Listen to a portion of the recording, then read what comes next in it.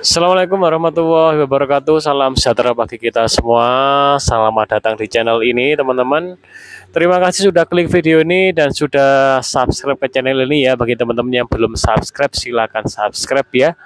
Yang ingin konsultasi langsung dengan saya, cek deskripsi ya. Itu ada nomor saya, namun mohon maaf berbayar ya, karena harus berbayar biar niat ya.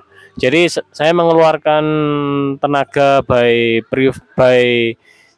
WA atau chat pribadi itu mengeluarkan tenaga, dan tenaga itu teman-teman terima di situ harus ada konsekuensinya gitu ya. Kalau ndak mau apa istilahnya mendengarkan video-video silakan, jadi tidak ada pemaksaan ya. Kalau memang mau konsultasi langsung ya dengan saya, dua arah ya, dua arah via WA ya atau telepon video call bisa, silakan. Namun itu tadi ada eh, apa ya, kita kalau kita sebut biaya ya biaya, kalau kita sebut sebagai apa ya, ganti energi lah istilahnya seperti itu. Oke teman-teman, kali ini saya akan menanggapi salah satu komen ya dari teman kita nih. Di sini komennya teman-teman ya. Nggak bisa saya baca ya karena saya tidak bawa catatan. Intinya sedang mengalami sering sendawa dan sering buang angin atau kentut. Kentutnya bisa ratusan atau puluhan ya, pokoknya sering kentut lah. Itu adalah dua kejadian yang berbeda ya. Namun masih satu kesatuan ya. Keluhannya seputar pencernaan. Oke, untuk sendawa itu ya sebabnya tetap ya pH asam lambung tidak ideal, enzim pencernanya tidak aktif ya. Kemudian makanan tidak bisa dicerna dengan bagus sehingga sendawa. Kalau di sini ganjel ya atau sendawanya berlebihan, untuk tidur pun masih terasa nggak enak ya, itu terjadi GERD. Namun kalau sering sendawa saja, di sini tidak terasa ganjel, tidak sesak, tidak dada panas, itu tidak terjadi GERD ya. Kemudian untuk sering kentut atau sering buang angin itu kondisi dari di ususnya tuh kotor ya. Kotor itu dalam artian bakteri baiknya minim ya. Sebenarnya ya istilah kotor itu kalau kita buang air besar ya, kita kan sering menyebut itu kotoran. Padahalnya itu bukan kotoran sih, itu sisa-sisa makanan kita. Yang dimaksud yang saya maksud usus kotor itu yaitu tadi ya, keseimbangan mikroba usus ya. Di usus halus itu tidak seimbang ya. Sehingga bergas ya. Makanannya itu kurang bisa diolah dengan baik ya, sehingga kentut aja. Itu cara mengatasinya atau solusinya, rutinkan saja konsumsi probiotik ya.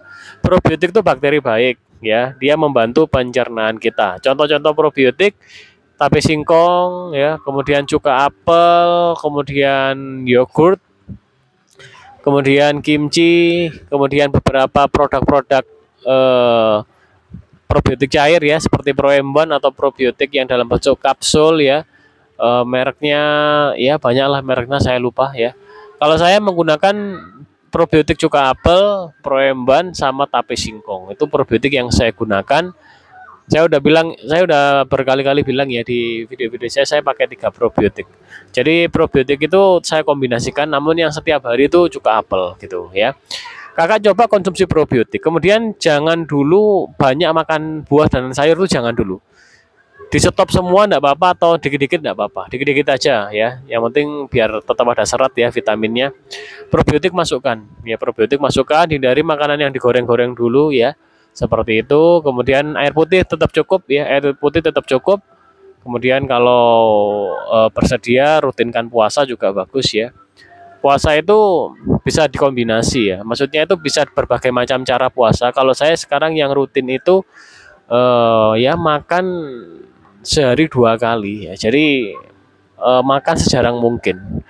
Jadi kebalikannya pola saya sebelum terkena GERD ya, selalu sering makan, makan dikit, sering makan, itu saya balik polanya sekarang. Sekarang saya makan sejarang mungkin. Saya pagi makan, teman-teman, pagi makan, misal jam 9-an ya. Ini siang ya, saya sedang mengantar anak saya renang ya. Ini nanti makan nanti masih jam 3 atau jam 4. Ya sehari 2 kali. Kadang 3 kali itu kadang siang, kadang ada di malam tapi jarang gitu ya. Kalau mau puasa silakan ya. Puasa kalau puasa eh memakai metode puasa yang digunakan oleh umat muslim silakan ya, sahur gitu silakan.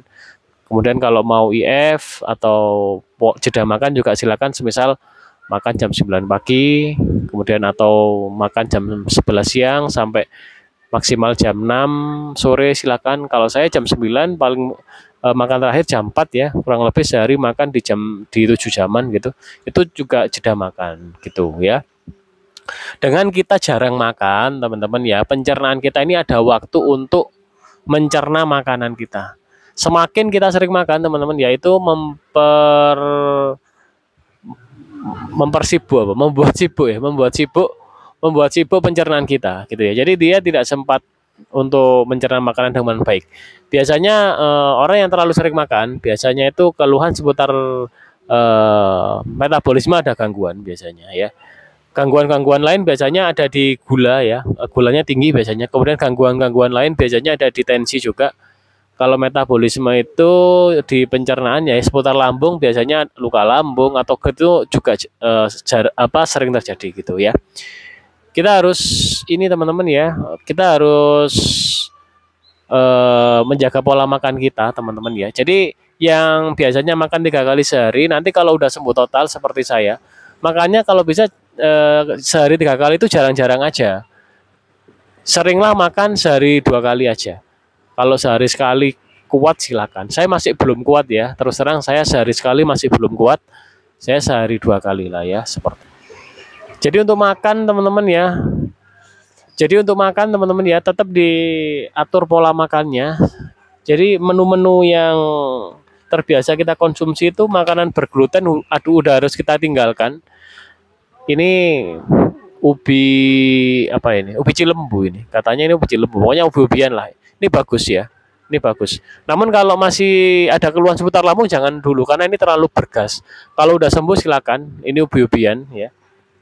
Bawa jeruk juga ya. Bawa air putih gitu. Jadi kita tidak akan membeli makanan di kolam renang. Mohon maaf untuk makanan yang dijual di area kolam renang ya. Saya noleh ke belakang karena ada warung ya. Khawatir tersinggung kalau saya ngomong.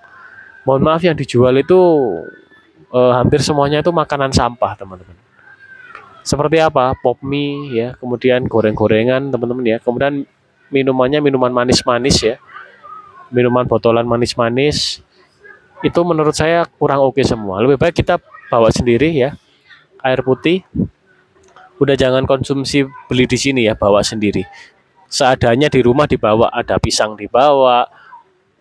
Kalau buah sih saya lebih mengandalkan buah yang mengandung enzim pencernaan seperti pisang, alpukat. Alpukat jarang ya, agak sulit ya kalau alpukat ya. Pisang sih yang paling mudah gitu ya. Kemudian jeruk. Jeruk ini juga lokalan ya, buah pilih yang lokal gitu ya. Oke teman-teman, seperti ini ya video kali ini. Terima kasih sudah mengikuti video ini sampai habis ya.